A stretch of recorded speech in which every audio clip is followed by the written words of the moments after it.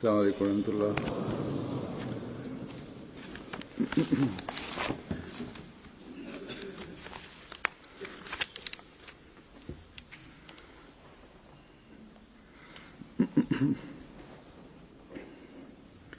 أشهد أن لا إله إلا الله وحده لا شريك له وأشهد أن محمدا عبده ورسوله أما بعد فأعوذ بالله من الشيطان الرجيم بسم الله الرحمن الرحيم الحمد لله رب العالمين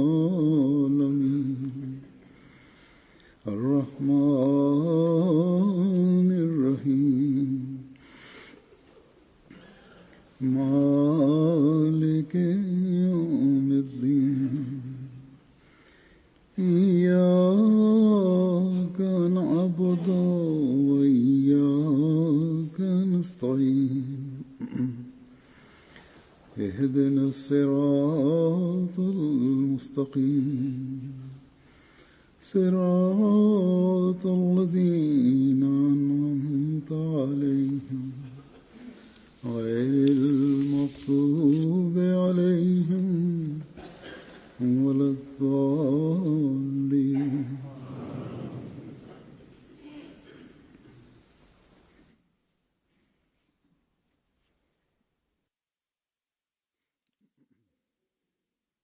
Bismillahirrahmanirrahim. Halifa mtukufu ayyadahullah taala ibn Aziz anasema kwamba kwa fadhila za Mwenyezi Mungu leo saumu 22 imeshapita, au saumu 22 leo inapita, yani tupo katika saumu ya 22. Kwa hiyo sisi tupo katika siku 10 za mwisho za Ramadhan, sawa na kauli ya Mtume Muhammad sallallahu alaihi wasallam. Sisi kwa kupita siku 10 za rehema na za ghufira tumeingia katika siku 10 za Ramadhan ambamo watu wanaokolewa katika moto. Hii ni ihsani ya Mwenyezi Mungu ambaye alitujalia nafasi hii kwamba tulipata Ramadhan.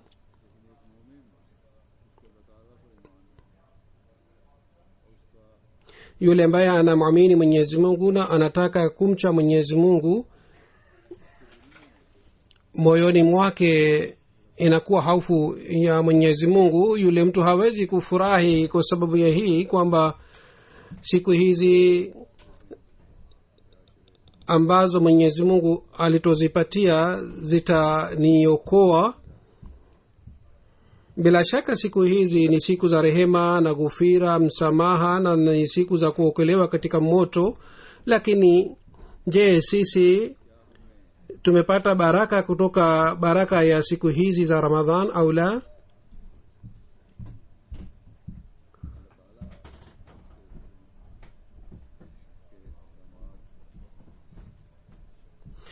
Amri za Mwenyezi Mungu na amri za mtume wake haziwezi kuwa bila masharti. Lazima amri hizi zinakuwa na masharti kadhaa. Basi kwa ajili ya kupata baraka kutoka katika siku hizi kuna masharti kadhaa yaliyowekwa katika siku hizi. Ikiwa mtu anataka rehema ya Mwenyezi Mungu, kwa ajili yake pia kuna masharti, na ikiwa mtu anataka kuokolewa katika moto pia analazimika kufuata masharti kadhaa. Basi sisi kwa ajili ya kupata baraka kutoka katika vitu hivi tunatakiwa tutafute mambo ambayo kwa kumridhisha Mwenyezi Mungu tunaweza kupata fadhila za Mwenyezi Mungu. Kuhusu rehema ya Mwenyezi Mungu, wafasiri wengine wanasema kwamba rehema hii ni ya aina mbili. Rehema ya kwanza ni ya aina hii ambayo inakuwa kutoka kwa Mwenyezi Mungu kama ni ihsani. mtu kwa ajili ya kupata rehema hii mwanadamu hafanyi juhudi. mfano wake ni kauli ya Mwenyezi Mungu isemayo rahmati wasiat kulla shay, yani rehema yake ni pana juu ya kila kitu, na watu wote wanapata sehemu kutoka katika rehema hii ya Mwenyezi Mungu bila kufanya kitendo chochote. Wanaendelea kupata neema hii ya rehema hii ya Mwenyezi Mungu. Lakini Sayyidina Ahmad alayhi salatu wassalam kuhusu hii amesema kwamba aya hii inaonyesha kwamba rehema ni kwa ajili ya wote na ni pana sana, na ghadhabu inapatikana kwa sababu ya kitu fulani, kwa sababu jambo fulani. Mtu anapozidi katika dhambi yake, ghadhabu ya Mwenyezi Mungu inakuja kwa ajili yake. Ni lazima kwamba kwanza kanuni ya Mwenyezi Mungu ipatikane, na mtu anapofanya kitendo kinyume na kanuni ya Mwenyezi Mungu, na akifanya hivi, katika hali hii sifa hii inafanya kazi yake.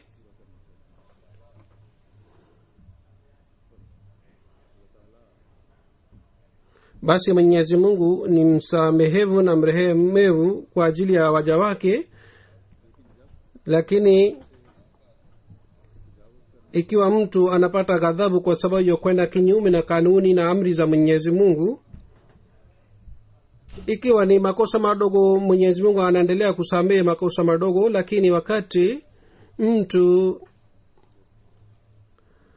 anapoanza kuruka mipaka ya Mwenyezi Mungu, ndipo sifa ya uadilifu ya Mwenyezi Mungu na sifa nyingine kuhusiana na hii inafanya kazi.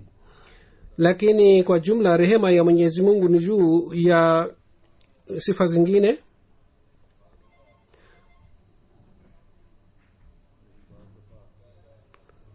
Lakini baadhi wakati ikiwa mtu anavunja mipaka ya Mwenyezi Mungu, basi uadilifu unataka huyu mtu aadhibiwe, lakini rehema ya Mwenyezi Mungu inataka kwamba huyu mtu asamehewe.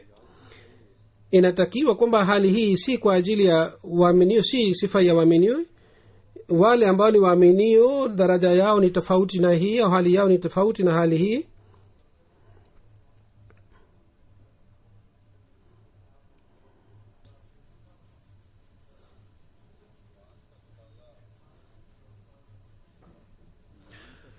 Sharti ya imani ni hii kwamba imani iendelee kisawasawa,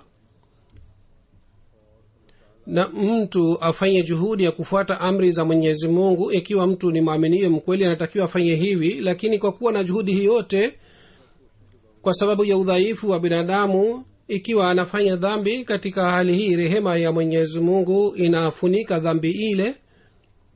Si hivyo kama niliwahi kusema katika hutuba fulani kwamba mtu anakuwa shujaa katika dhambi, anaendelea kufanya dhambi na anaendelea kusema kwamba rehema ya Mwenyezi Mungu ni pana sana, kwa mimi sijali, nikifanya dhambi nitapata rehema.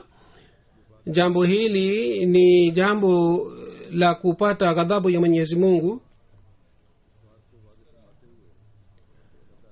Kwa kueleza jambo hili kwamba namna gani rehema ya Mwenyezi Mungu inafunika ghadhabu yake, kuhusu Sayyidina alayhi salatu wasalam amesema kwamba katika waid hakuna ahadi ya Mwenyezi Mungu inayopatikana. Inayoelezwa ni hii kwamba kwa sababu ya sifa ya Qudus, Mwenyezi Mungu anataka kumwadhibu mkosefu, na baadhi wakati anafahamisha waja wake kuhusu kitendo chake hiki. Yani anawaambia manabii wake kwamba mtu fulani anaendelea kuwa mjasiri juu ya dhambi, kwa hiyo anatakiwa aadhibiwe. Lakini yule ambaye ni mkosefu akitubu na akifanya istighfar na akilia sana mbele ya Mwenyezi Mungu. Katika hali hii rehema ya Mwenyezi Mungu inakuja juu ya ghadhabu ya Mwenyezi Mungu. Baadhi wakati habari inatolewa na adhabu inaelezwa na uamuzi unatolewa, lakini yule ambaye kwake uamuzi ulitolewa akifutubu na akifanya istighfar, yeye anaweza kujiepusha na adhabu na ghadhabu ya Mwenyezi Mungu. Amesema Sayyidina alayhi salatu wasalam kwamba rehema ya Mwenyezi Mungu inakuja juu ya ghadhabu ya Mwenyezi Mungu, na ghadhabu ya Mwenyezi Mungu inafunika na inasitirwa na Mwenyezi Mungu anasamehe. Hii ndiyo ni maana ya aya hii isemayo azabi usibu bihi man asha wa rahmati wasit kulla shay'in, yani rahmati sabakat ghadabi, yani rehema ya Mwenyezi Mungu inakuja juu ya ghadhabu ya Mwenyezi Mungu. Basi wakosefu pia wakitubu na wakifanya istighfar, Mwenyezi Mungu anawasamehe. Hata wale ambao kwao Mwenyezi Mungu anasema wataadhibiwa wakitubu, Mwenyezi Mungu anawasamehe wale pia. Sinam al-Islam amesema kwamba wale ambao kwao adhabu ilipangwa, ikiwa wao wakitubu, Mwenyezi Mungu anawasamehe. Na baadhi wakati anawafahamisha watumishi wake, waja wake, kuhusu adhabu hii, lakini mkosefu anapolia, anapofanya istighfar, anapotubu mbele ya Mwenyezi Mungu, katika hali hii rehema ya Mwenyezi Mungu inashuka na anamsamehe. Ilmuradi hii si hali ya sifa ya muaminio kwamba kwanza yeye aende kinyume na kanuni ya Mwenyezi Mungu, baadaye aanze kulia na kisha aanze kutafuta rehema ya Mwenyezi Mungu. Kuhusu waaminio, Mwenyezi Mungu ametoa mfano mwingine.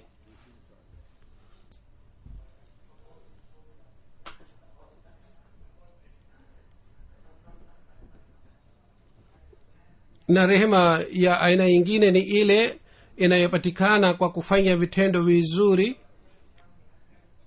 na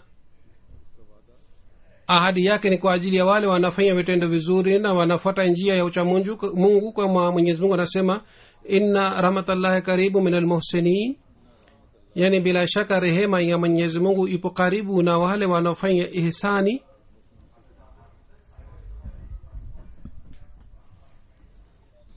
Muhsin maana yake ni kwamba ambaye anawatendea vizuri wengine, anafuata uchamungu, anakuwa na elimu kwa masharti yote, anatimiza majukumu aliyopewa kutoka kwa Mwenyezi Mungu. Basi Mwenyezi Mungu anasema kwamba rehema ya Mwenyezi Mungu ipo karibu na wale watu ambao kwa hofu ya Mwenyezi Mungu hawafanyi madhambi kwa kulenga yale madhambi, wanaendelea kumuomba Mwenyezi Mungu na wanaendelea kumkumbuka Mwenyezi Mungu, kwa sababu wanakuwa na hofu ya adhabu ya dhambi. Wao hawafanyi dhambi kwa kulenga. Ikiwa wanafanya dhambi kwa kukosea, katika hali hii kwa kumcha Mungu wanatubu. Katika hali hii rehema ya Mwenyezi Mungu inawashukia na maombi yao yanapokelewa. Hii ni rehema maalum ya Mwenyezi Mungu kwamba anapokea maombi. Pengine hatuwezi kumlazimisha Mwenyezi Mungu kwamba lazima apokee maombi yetu.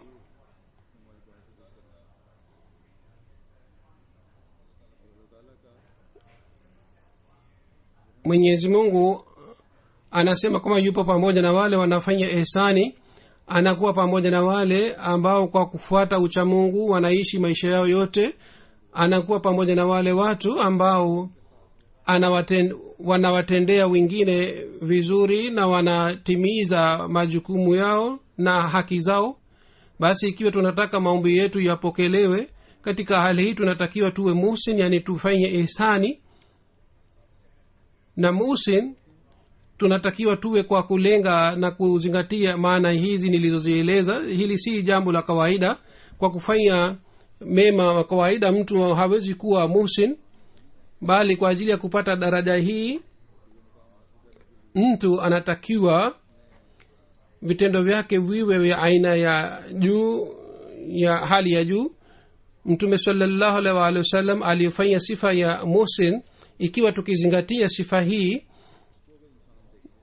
katika hali hii mtu anakuwa anapata haufu sana kwamba je, sisi tunakuwa na ibada ya aina hii iliyoelezwa katika hadithi ile ya Mtume Muhammad sallallahu alaihi wasallam, au je wakati wa kufanya kitendo chochote tunakuwa na hali ile iliyoelezwa na Mtume Muhammad sallallahu alaihi wasallam, na ile hali ni hali gani? Mtume sallallahu alaihi wasallam alisema kwamba muhsin ni yule ambaye wakati wa kufanya kitendo kizuri anaona kwamba yeye anamuona Mwenyezi Mungu, yani yeye azingatie jambo hili kwamba anamuona Mwenyezi Mungu, au angalau awe na imani hii kwamba Mungu anamuona. Hali hii iwe hali ya ibada yetu, na wakati wa kufanya vitendo vingine pia ikiwa tunakuwa na hali, basi katika hali hatuwezi kufanya kitendo kibaya, wala hatuwezi kwenda kinyume na ucha Mungu hata kidogo, wala hatuwezi kumtendea mtu mbaya, wala hatuwezi kunyima haki ya mtu mwingine, bali hatuwezi kufikiria kumdhuru mtu au kumpatia hasara. Basi amri za Islami za aina hii kwamba kwa upande wowote tukianza kufuata amri hizi au tukianza kufuata amri yoyote ya Mwenyezi Mungu au tukianza kufuata amri yoyote ya mtume wake, tutakuta kwamba amri hizi zote zitatupeleka upande wa kutimiza haki za Mwenyezi Mungu na haki za viumbe vya Mwenyezi Mungu.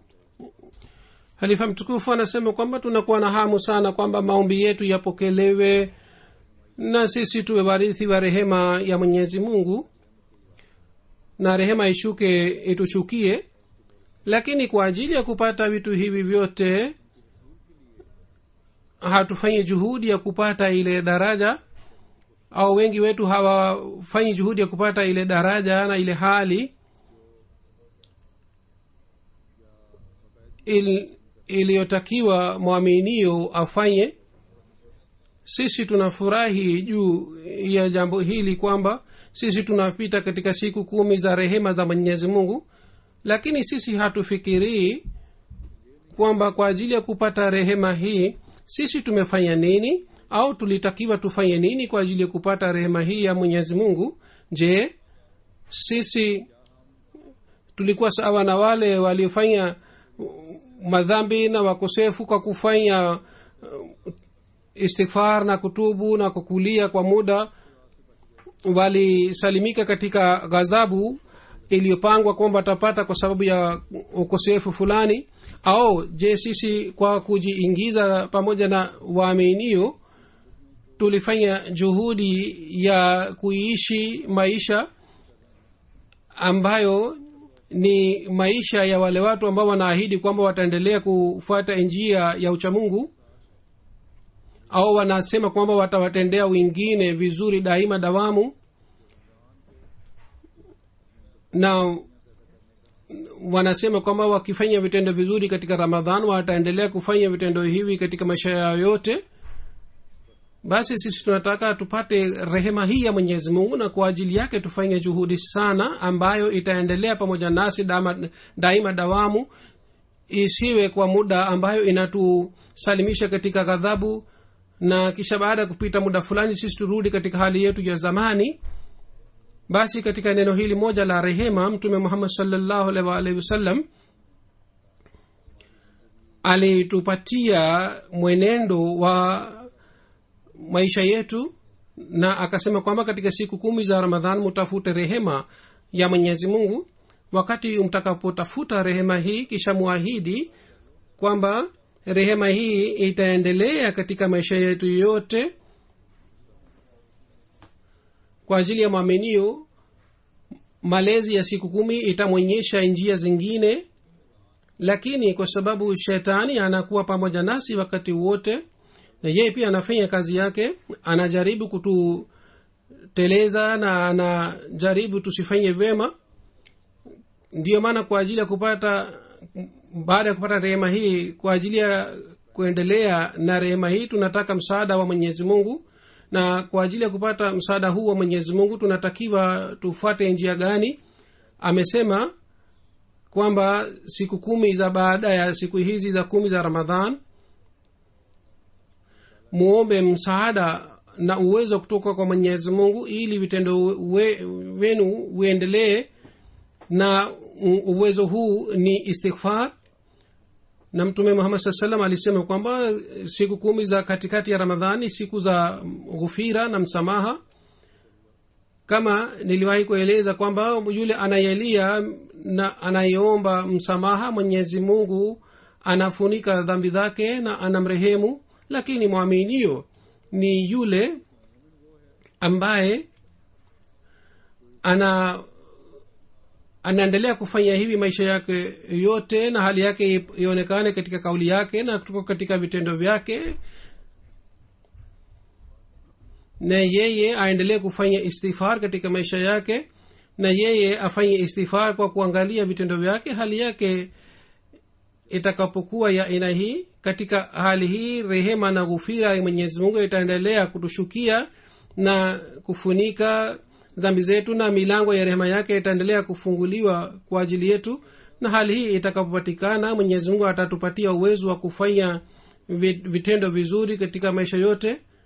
Kwa ajili ya muaminio, ghufira maana yake ni nini na namna gani inatakiwa apate ghufira hii na namna gani inatakiwa afanye istighfar? Kuhusu hii Sayyidina Alayhi salatu wasalam anasema sehemu moja kwamba istighfar maana yake kwa kweli ni hii, kwamba kumuomba Mwenyezi Mungu kwamba udhaifu wa binadamu usidhihirike na Mwenyezi Mungu aisaidie maumbile. Neno hili limechukuliwa kutoka kwa ghafara, maana yake ni kufunika. Basi maana yake ni hii kwamba Mwenyezi Mungu kwa uwezo wake afunike udhaifu wa yule ambaye anayefanya istighfar,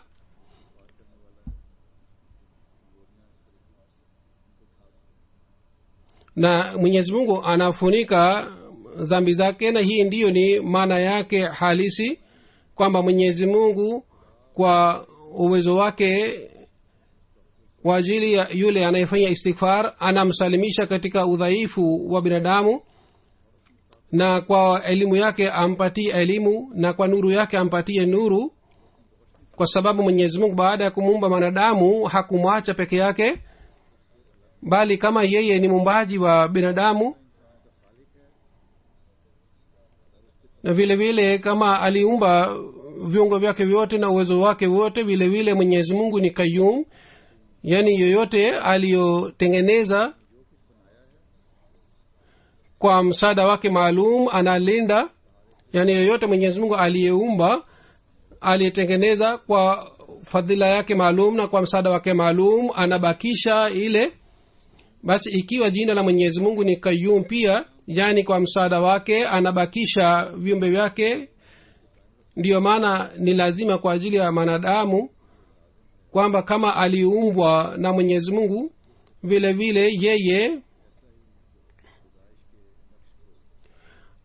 asipoteshe maumbile ya kuumbwa kwake. Na ndiyo maana ameambiwa kwamba afanye istighfar, yani kwa ajili ya kupata sehemu kutoka katika Qayyum ya Mwenyezi Mungu, na ili asipotee anatakiwa afanye nini? Mwenyezi Mungu amesema kwamba yeye anatakiwa aendelee kufanya istighfar. Basi ikiwa katika Ramadhan Mwenyezi Mungu ametukumbusha kuhusu ghufira, kwa hakika ametukumbusha kwamba sisi tuzingatie roho hii ya istighfar, yani muombe msamaha na ghufira kutoka kwa Mwenyezi Mungu ili mupate rehema ya Mwenyezi Mungu. Mwenyezi Mungu ambaye anakuwa mpole sana na anateremsha rehema yake juu ya waja wake, yeye endeleza rehema hizi zote kwa ajili ya waaminio, yani rehema ya kwanza ambayo watu wote wanapata faida, na rehema nyingine ambayo ni maalum inayokuwa kwa ajili ya watu maalum na watu wanapata faida kutoka katika rehema hii pia, na sehemu ile ya rehema ambayo ni kwa ajili ya muhsinin, ikiwa wao anatakiwa afanye juhudi ya kufanya vitendo vizuri, yeye apate nuru kutoka kwa nuru ya Mwenyezi Mungu, ili yeye asiende mbali na nuru ya Mwenyezi Mungu na asiingie gizani, na au kwa kutokupata uwezo wa Mwenyezi Mungu isije akaja katika mapaja ya shetani. Ikiwa rehema ya Mwenyezi Mungu haipatikani, shetani anashambulia kwa nguvu sana na anamkamata mara moja. Kwa hiyo ni muhimu sana mtu aendelee kufanya istighfar ili apate nguvu kutoka kwa Mwenyezi Mungu na aendelee kuipukana na shetani. Na Mwenyezi Mungu amesema kwamba mwanadamu ni dhaifu kwa maumbile yake. Kwa ajili ya kusalimika katika udhaifu hii na kwa ajili ya kupata nguvu kutoka kwa Mwenyezi Mungu analazimika kufanya istighfar. Sayyidina Alayhi salatu wasalam amesema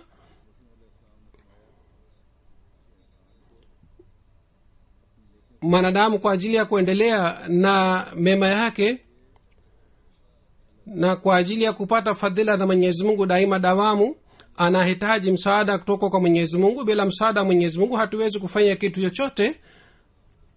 Na Mwenyezi Mungu kwa kujipatia jina Qayyum ametukumbusha kuhusu hii kwamba kwa ajili ya kuendeleza mema na kwa ajili ya kupata rehema na ghufira ya Mwenyezi Mungu tunahitaji msaada wake.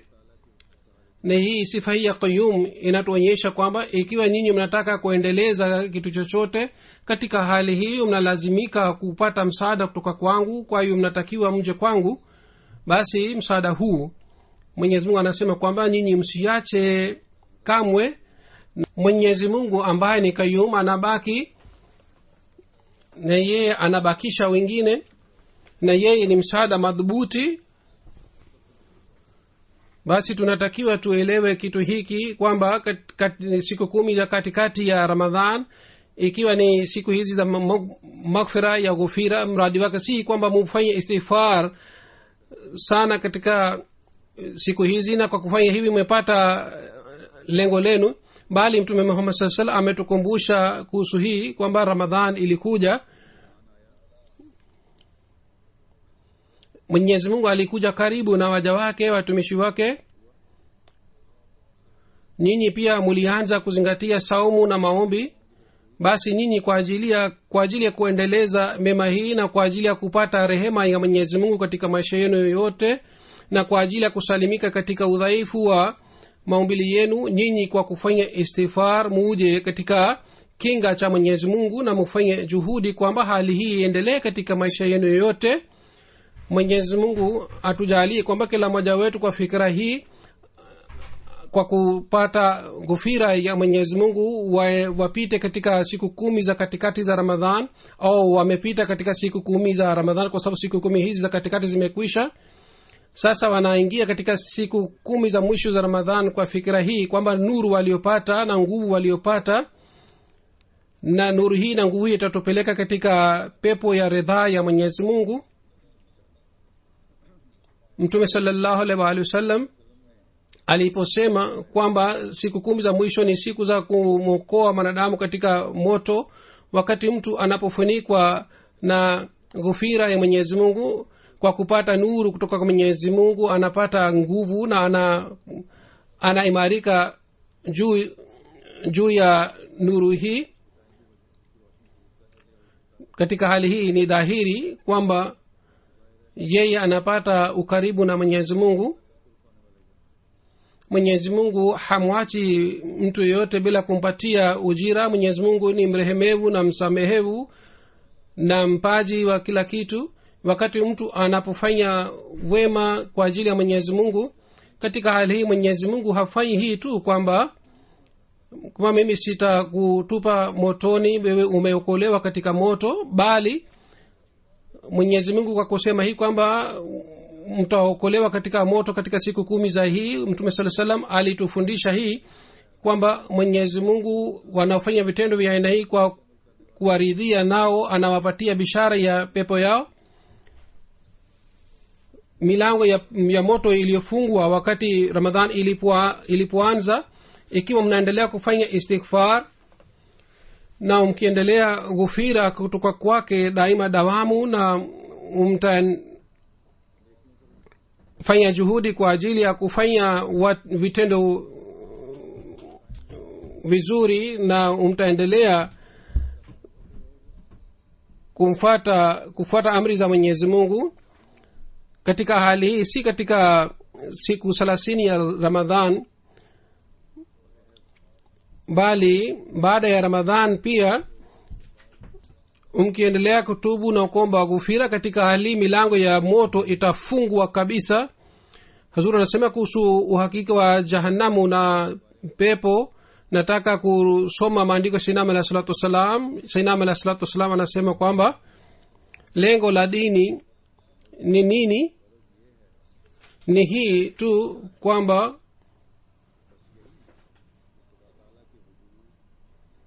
tuwe na yakini juu ya Mwenyezi Mungu na juu ya sifa zake. Kwa kufanya hivi tuokolewe katika tamaa ya nafsi yetu, na mapenzi ya Mwenyezi Mungu yapatikane kweli kweli, kwa sababu hii kwa kweli ni pepo ambayo katika akhira itaonekana katika sura mbalimbali. Na kutokujali Mwenyezi Mungu na kuwa mbali naye na kutokumpenda Mwenyezi Mungu kwa hakika ni moto ambao katika akhira itapatikana katika sura mbalimbali, katika aina mbalimbali. Hazur anasema basi nukta hii inatakiwa kila mmoja wetu aelewe kwamba kuokolewa katika moto inaanza katika dunia hii, na vile vile pepo pia inapatikana kutoka katika dunia hii. Na athari ya hizi zote mbili katika hali mbalimbali atakayopata au anayopata yeye anapata katika akhira. Basi kujenga uhusiano mzuri na Mwenyezi Mungu, tauba, istighfar ni kitu ambacho kinamwonyesha mwanadamu pepo katika dunia hii. Kwa hiyo neema zake chungu mzima zitapatikana katika akhira. Kujenga uhusiano mzuri na Mwenyezi Mungu na rehema na ghufira yake, ikiwa mtu haombi, na hii ni sawasawa na kuvunja amri za Mwenyezi Mungu kwa kusudi, na hii kitu kinamkasirisha Mwenyezi Mungu. Kisha Sayyidina alayhi salatu wasalam kwa kupitia Qur'an tukufu anaeleza kwamba Qur'ani tukufu, uhakika wa pepo na moto iliyoeleza, hakuna kitabu kingine kilichoeleza hivi. Qur'an imeeleza kwamba silsila hii inaanza katika dunia hii. Amesema wale man khafa maqama rabbih jannatan, yani anayemogopa Mwenyezi Mungu, anaogopa Mwenyezi Mungu anapata pepo mbili. Pepo moja anapata katika dunia hii kwa sababu hofu ya Mwenyezi Mungu inamzuia katika kufanya maovu, na kwa sababu ya kujizuia katika maovu mtu anapata pepo, na kwa sababu ya maovu mtu anakosa utulivu, na hii ni moto. Ikiwa mtu anapokuwa na hofu ya Mwenyezi Mungu anaepukana na maovu, na hii ni pepo ya Mwenyezi Mungu. Na kukimbilia maovu ni kitu ambacho kinamkosesha utulivu, yani kwa sababu ya kufanya maovu mtu anakosa utulivu, na huu ni moto amesema yule ambaye anakuwa na hofu ya Mwenyezi Mungu, yeye kwa kujiepusha na maovu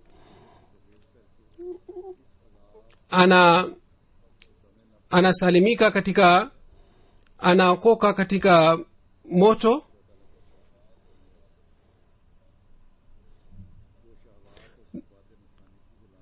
na yeye anasalimika na anaokoka katika tamaa ya nafsi yake.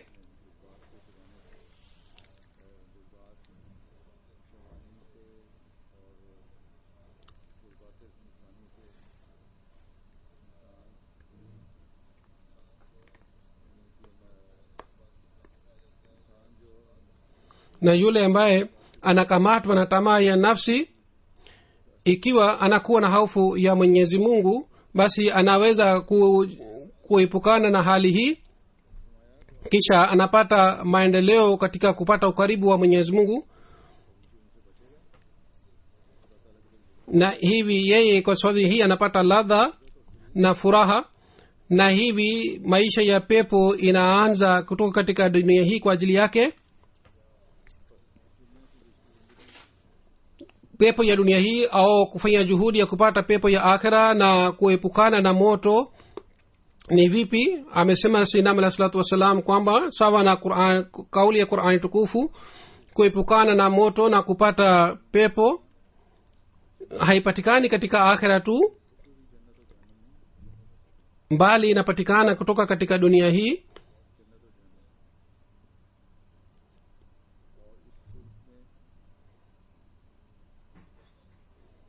Na mtu anaweza kuepukana na hii wakati mtu anamwogopa Mwenyezi Mungu, kama nimeshawahi kueleza kwamba Mtume sallallahu alaihi wasallam alisema muhsin ni yule ambaye anakuwa na wazo hili kila wakati kwamba Mwenyezi Mungu ananiona. Wakati mtu anapokuwa na hali hii kwamba Mwenyezi Mungu ananiona, katika hali anakuwa na hofu ya Mwenyezi Mungu, ndipo anaepukana na maovu na dhambi. Na yule ambaye anaepukana na dhambi, yeye anaepukana na hali ya kutokuwa na utulivu moyoni mwake. Ikiwa mtu ni mwizi au ni mtu yeyote anayefanya uovu, anakuwa na hofu moyoni mwake kwamba isije mimi nikakamatwa au isije mimi nikafedheheshwa kwa sababu ya kitendo changu hiki. Na hofu hii, amesema Sayyidina Alayhi Salatu Wasalam kwamba ni moto kwa ajili yake katika dunia hii. Basi yule ambaye anakuwa na hofu ya Allah subhanahu wa ta'ala, yeye anapata pepo katika dunia hii na katika akhira. Na yule ambaye anayefanya maombi na anayefuata tamaa ya nafsi yake katika dunia hii na katika akhira pia anapata moto. Amesema kumwelekea Mwenyezi Mungu na kumfuata Mwenyezi Mungu ni pepo, na kwenda mbali na Mwenyezi Mungu ni moto. Basi kuokolewa katika jahanamu ni hii kwamba kufuata amri za Mwenyezi Mungu na kuwa na hofu ya Mwenyezi Mungu na kuzingatia ucha Mungu kila wakati. Basi katika hadithi hii ndogo Mtume sallam kwa kueleza mambo matatu, ikiwa ametukumbusha kuhusu rehema ya Mwenyezi Mungu, vile vile ametukumbusha kuhusu kufanya istighfar ili tuendelee na hali hii. Na amesema kwamba mtu anapopata hali hii, kauli yake na amali yake inakuwa sawa na ridhaa ya Mwenyezi Mungu, yani anachukia maovu yote na anakuwa na shauku ya kufanya mema, na baraka ya Ramadhani inaendelea kupatikana katika maisha yake, na anakuwa mbali na moto na katika dunia na akhira. Kwa kupata ridhaa ya Mwenyezi Mungu anapata baraka kutoka kwa pepo ya Mwenyezi Mungu. Basi tunatakiwa tuzingatie jambo hili na tufikirie sawa na hali hii katika siku 10 za mwisho wa Ramadhan kwa ajili ya kupata ridhaa ya Allah subhanahu wa ta'ala, na kwa ajili ya kusalimisha Ramadhani yetu, na kwa ajili ya kuendelea kufuata ucha Mungu. Kuna kitu kingine pia, na kuna amri nyingine pia kwa hiyo mtume Muhammad sallallahu alaihi wasallam alitukumbusha bali alitupatia bishara na ile ni hii kwamba katika siku 10 za mwisho ya Ramadhan kuna usiku wa Lailatul Qadr. Katika riwaya moja inapatikana hivi kwamba Hazrat Abu Huraira radhiyallahu ta'ala anhu anasimulia kwamba mtume sallallahu alaihi wasallam alisema kwamba yule ambaye kwa imani na kwa kuzingatia amali zake alifunga saumu atasamehewa dhambi zake zote za zamani, na yule mtu ambaye kwa imani na kwa kuchunguza nafsi yake alisimama siku ya Lailatul Qadr, Mwenyezi Mungu atasamehe dhambi zake zote za zamani.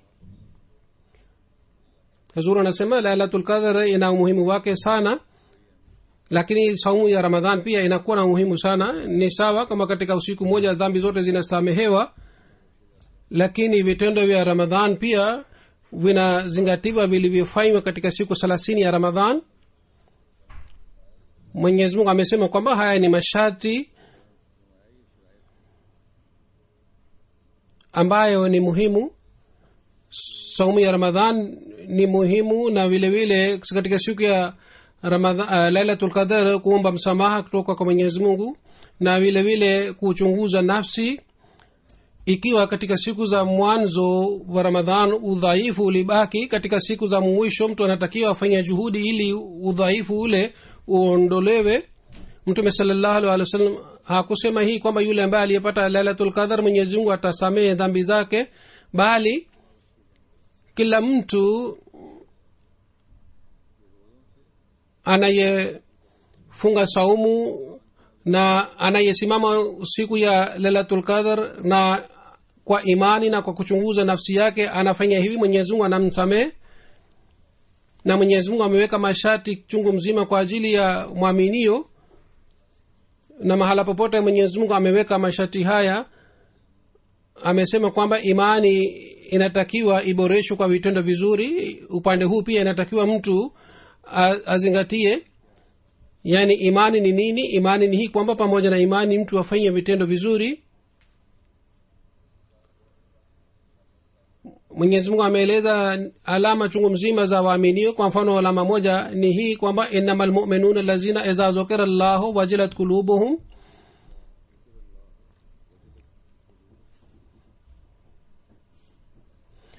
yani waaminio ni wale ambao Mwenyezi Mungu anapotajwa mbele yao mioyo yao inaogopa. Hii ni alama ya waaminio, kwamba mwaminio awe katika hali hii kwamba analazimika kufuata amri zote za Mwenyezi Mungu, na amri hizi zimetolewa na Mwenyezi Mungu. Wakati wote anapokumbushwa kitu chochote kwa kumpitia Mwenyezi Mungu anaogopa na anataka anafuata amri ile mara moja.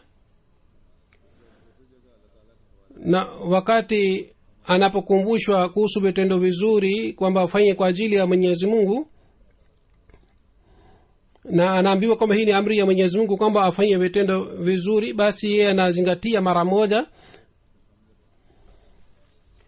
na anafuata mara moja anapoambiwa kwamba afuate amri yoyote ya Mwenyezi Mungu. Katika hali hii ikiwa mtu hajali kuhusu amri ile, je, katika hali hii kwa mujibu wa aya hii atahesabiwa pamoja na waaminio? Au ikiwa sisi hatujali kuhusu hii, je, sisi tutahesabiwa pamoja na waaminio? Mtume sallallahu alaihi wasallam alisema kwamba kila mtu kwa kuchunguza amali zake na kwa kuzingatia hali ya imani yake afunge saumu na asimame usiku wa Lailatul Qadr, ndipo katika hali hii dhambi zake zitasamehewa. Basi baraka za Ramadhan na Lailatul Qadr ina masharti kadhaa, kama nilivyosema mwanzoni kwamba amri za Mwenyezi Mungu na mtume wake zinakuwa na masharti kadhaa. Ikiwa udhaifu inapatikana katika imani ya mwanadamu, yeye ananyang'anya haki za wengine, na katika hali hii anasema kwamba yeye alipata Lailatul Qadr. Ikiwa yeye kwa kufanya maombi katika usiku ile analeta mapinduzi ndani ya amali zake. hii ni rehema ya Mwenyezi Mungu iliyoshuka juu yake. Anatakiwa kwamba yeye kwa kupata hali hii atimize amri zote za Mwenyezi Mungu. Ikiwa hali hii haipatikani, katika hali ile aliyoona kwamba Lailatul Qadr labda ni udanganyifu wa nafsi yake,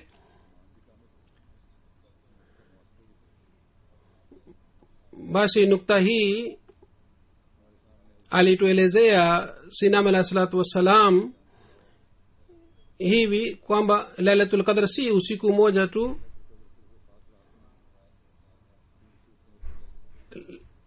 Lailatul Qadr ni usiku ile unaokuja katika Ramadhan, na vile vile Lailatul Qadr ni ile wakati inayokuja baada ya kuja kwa mtume, na vile vile Lailatul Qadr ya kila mtu ni ile ambayo wakati anapotakasa na anapojitakasa na anajitakasa katika uchafu wa dunia na ameimarika katika imani yake kwa kuchunguza amali yake, amekuwa mbali na maovu, basi hii ni Lailatul Qadr. Ikiwa tunapata Lailatul Qadr hii katika maisha yetu, na sisi tuwe karibu na Mwenyezi Mungu na tuanze kufuata amri zake na tuboreshe hali ya ibada zetu, basi hili ni lile lengo letu kwalo Mwenyezi Mungu ametuamuru kwamba tulipate. Ikiwa tumepata lengo hili au tukifanya hivi kila usiku na kila mchana kwa ajili yetu, inakuwa wakati wa kupokelewa kwa maombi yetu. Sisi ni wafuasi wa ashiki wa Mtume Muhammad sallallahu alaihi wasallam. Sisi kwa kuleta mapinduzi ndani ya hali yetu, tunatakiwa tupeleke imani yetu katika hali ile ambapo kila kauli yetu na amali yetu iwe kwa ajili ya kutafuta na kupata ridhaa ya Mwenyezi Mungu. Sisi kwa kuchunguza amali yetu tuishi maisha yetu yote, na baraka za Ramadhan ziendelee kupatikana ndani yetu. Mwenyezi Mungu atujalie kwamba wengi wetu waweze kupata ile Lailatul Qadr ambayo ni wakati wa kupokelewa maombi. Kwayo Mtume Muhammad sallallahu alaihi wasallam alitubashiria. Ikiwa tunabahatika kupata wakati ule wa Lailatul Qadr, basi katika hali tuzidi katika vitendo vizuri na katika mema, na dhambi zetu zote za zamani zisamehewe.